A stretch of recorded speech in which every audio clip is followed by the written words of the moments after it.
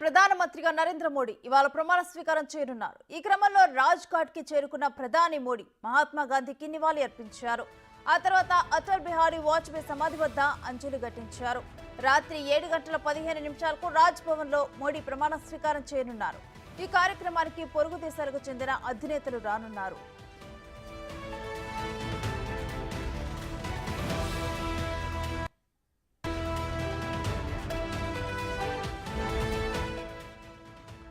ఈ వేడుకలకు పలు దేశాల అధినేతలు వస్తూ ఉండటంతో ఢిల్లీలో హై అలర్ట్ ప్రకటించారు. రాష్ట్రపతి భవన్ పరిసరాల్లో ప్రైవేటు డ్రోన్ల సంచారాన్ని పూర్తిగా నిషేధించారు. ఢిల్లీ ఇప్పటికే భద్రతా వలయంలోకి వెళ్లిపోయింది. రాష్ట్రపతి భవన్ ప్రాంగణం వెలుపల 3 అంచెల భద్రతను ఏర్పాటు చేశారు. దాదాపు 2500 మంది పోలీస్ సిబ్బంది రాష్ట్రపతి భవన్ చుట్టూ మోహరించారు. ఇతర దేశాల ప్రముఖులు హాజరు కానున్న నేపథ్యంలో G20 శిఖరాగ్ర సమావేశానికి ఏర్పాట్లు చేసి భద్రత కల్పించనున్నారు.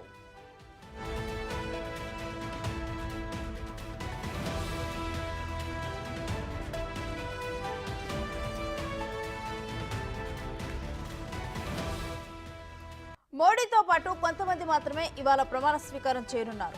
లోక్సభలో బల నిరూపణ తర్వాత పూర్తిస్థాయి కేబినెట్ ను ఏర్పాటు చేయనున్నారు. టీడీపీ నుంచి 2 కేబినెట్లో చోటు కల్పించారు. రామ్మోహన్ నాయుడుకు కేంద్ర కేబినెట్ హోదా, పెమ్మసానికి సహాయ మంత్రిగా అవకాశం కల్పించారు.